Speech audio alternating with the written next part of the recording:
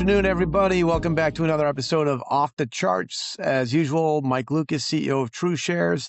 Today, great guest, Tony Dong. Tony, we've interacted, I think, on multiple levels in the past, but I'm going to give the audience 2 seconds on all the contributions you make to the financial industry and certainly the ETF ecosystem. We've got U.S. News, USA Today, Benzinga, The Street, 24/7 Wall Street, alongside sort of ecosystem roles like ETF Central and ETF Portfolio Blueprint. So we've seen you in a lot of places. In all good work. I obviously wouldn't be contributing to all those sources if you weren't bringing the goods to the conversation, as they say. Yeah, I've pretty much been everywhere for the ETF side. Obviously, most of my work is advisor facing, but I do interact with the retail quite a bit. And just with the rapid growth in the ETF universe, there really is there's a demand for timely, on topic, and relevant education. And it goes beyond just getting that on social media. You should probably go to some official sources. Yeah, you can say that again. And I love the fact that you stay in the official channels and less in the unofficial channels, as we'd put it, with the Substacks and the Reddit, so to speak. But you and I were just chatting offline before we started the recording, but we think we're going to break 6,000 ETFs in the marketplace by the end of the year. I think it's highly likely. So at the start of the year, there were just over 4,000. We're halfway in the year at 5,000. And there's just so many startups. I think a lot of it has to do with how easy it is to launch an ETF. And a Mhm. lot of that credit goes to white label platforms like Tidal. And there's a lot of other trends that are going to be increasing the velocity of inflows into ETFs. So a big one for me would be 351 exchanges. Mhm. And I think that's going to get a lot more like family offices, high net worth investors with appreciated positions looking at ETFs as kind of like a tax management vehicle, which really is what the original intent was, updating all the way back to SPY, right? Just having a way to deal with those pesky capital gains distributions mutual funds had. The in kind creation and redemption mechanism has been invaluable. Mhm. So beyond the traditional parts of the structure, obviously, I think 351 exchanges, they've always been there in the code, right? But now they've become a lot more democratized. I know that, at True Shares, we've got a handful of products that utilize swaps and looking at some advances and how to rebalance swaps, rather than just work with the investments inside them. So a lot of different things are sprouting from this next leg up or next expansion in the ETF space. And I kind of wonder what you're hearing out there that might be the catalyst to push us over 6,000 and beyond, if there is one. Probably single stock ETFs, and Mm. the SpaceX IPO really showed that for me. Every issue was just clamoring to get ahead of it and try to launch on the date, if not after the weekend. So I think that we can expect every major IPO from now on, whether it be Anthropic, OpenAI, or whatever, to be accompanied by a bunch of two times inverse, long, and even single stock cover call funds. So, if we adjust for these in the total ETF count, the launches slow down quite a bit. Investor risk appetite is off the charts. And I'm not just talking about America either. Like in Asian countries like Korea, it's insane, Mm. right? Especially the demand for leverage and inverse products. So I don't think we see this stop anytime soon, barring a major correction. But what's enabled the proliferation of these products is what you mentioned, the ability and willingness of various counterparties, typically big banks like JP Morgan, Goldman Sachs, to act as the counterparty for these swaps. So one trend that I will be personally watching is whether or not this area is getting crowded and Mhm. whether or not these counterparties have the capacity to handle the demand coming at them. Right now, it seems like it's okay, but you never know. At the pace we're seeing in the future, could be some plumbing issues. Yeah, I tend to agree. I haven't gone through that myself. There is a credit process that each of these funds has to go through at a counterparty. And at some point, for those of us that were around in '08, they start to throw up the red flags. And yeah, I'd be interested to see how the capacity issue becomes a factor moving forward. But ETFs have become about innovation. It sure seems like. And so, the proliferation of the active ETF space in particular has been astonishing to see. But What does it mean to the mutual fund industry? Where does it go from here? I mean, is that the mutual fund to ETF conversions going to be a big part of this increase in ETFs that we continue to see here?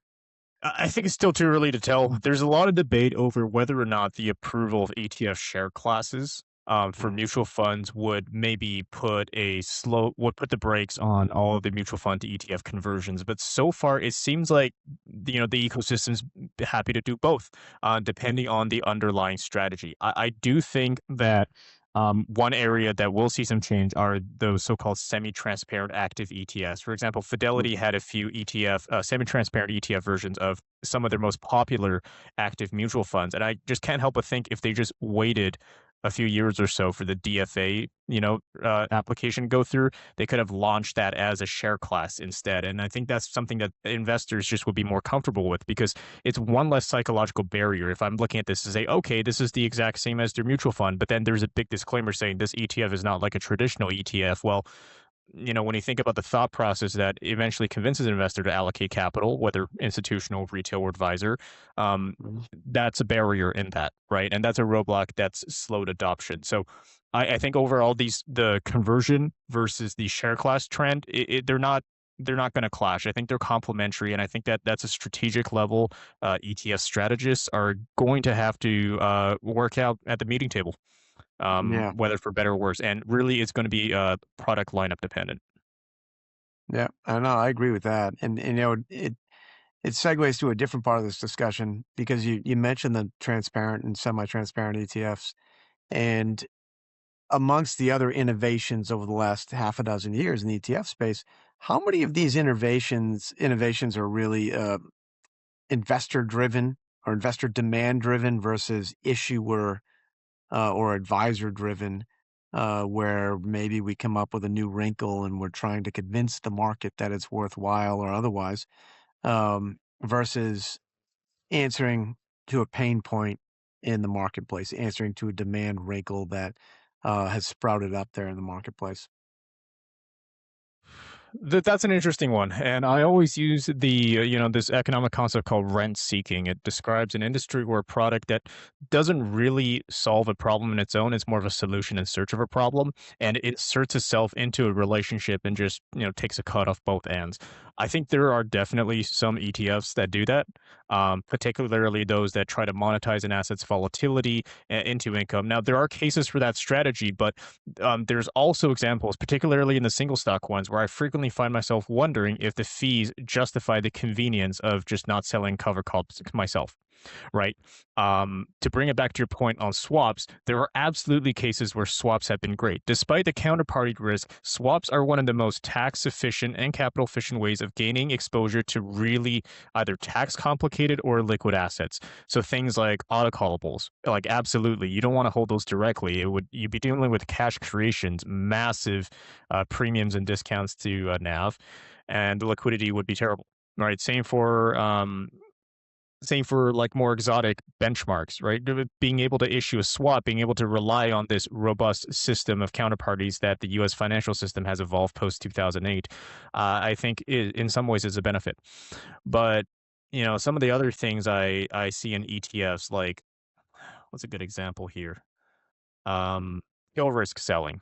Like eh, I don't think there's enough education around here. I think that it's interesting to do things like barrier puts to barrier put selling. I think it's a different strategy to educate investors altogether when the first thing they gravitate towards to is the really big headline distribution yield without understanding the risk involved. And that's where we're going to see some hiccups in the future where you have more advisor focused products that are now being marketed to retail, right? So if we want to avoid any regulatory kerfuffles in the future, that's where the education gap needs to focus, right?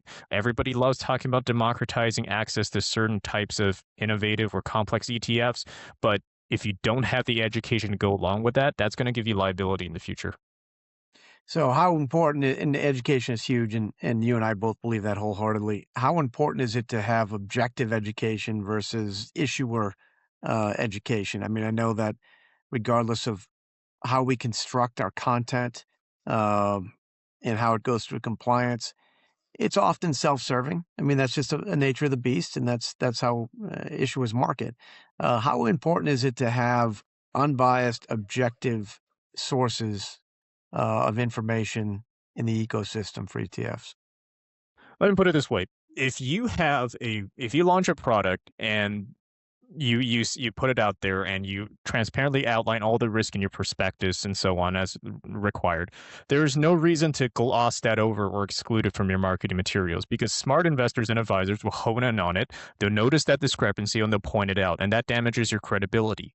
You Mhm. know, no ETF is perfect, but in my view, the best ETF marketing acknowledges the drawbacks, the situations where one might not be good. And yeah, it's one of those things where you get up front ahead of the issue and say, okay, there are some very real risks with this. Here are some of the things that can go wrong. We want you to know about it because you're committing your capital to us. That's the kind of duty of care that should be owed whenever capital is at stake. That's just my take on it. Of course, compliance departments will have their own takes, and the best way I could say is, don't discount the value of written content. A lot of issuers today focus on Generation Z, and they do a lot of Twitter Spaces or Discord chats and stuff, and it could just get really off the rails here. Things can get taken out of context. Sound bites can be clipped without like supporting arguments and stuff. Some people just trade off that. So there is a case for moderation in education. There's a case for presenting both sides. There's a case for self-criticism, as painful as it is, because once again, no product is perfect. And if you pretend yours is, when and if it goes wrong, that's really embarrassing. So get ahead of the issue. Be proud of what you've made, but also acknowledge its shortcomings. Yeah, absolutely spot on. I think the reality is that any blow up in the ETF industry affects us all.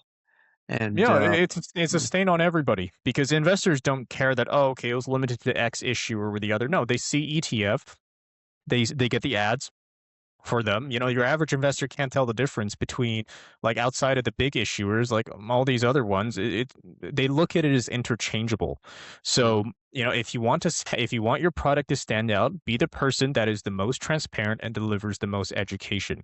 It's a lot of hard work and the return isn't going to be immediate. But if you want longevity and like to preserve your brand reputation, I think there's a case for putting that first and foremost. yeah, well, it's well said. And I agree. So, Tony, we usually keep these under 10 minutes for our audience, but before we sign off, for those that are interested in following more of your content and your education in the ETF ecosystem, what's the best way to find you? Yeah, so I'm on a variety of platforms. The two biggest ones will be ETF Central and ETF Portfolio Blueprint. So ETF Central is a partnership between Track Insight, which is a ETF data platform, and the New York Stock Exchange. So on there, I have a series of recurring columns. One of them is, quote, there's an ETF for that, where we look at various thematic ideas and map it out to some of the ETFs that you might have never heard about on the market. We do some other series where we build portfolios using ETF Central's portfolio construction tool.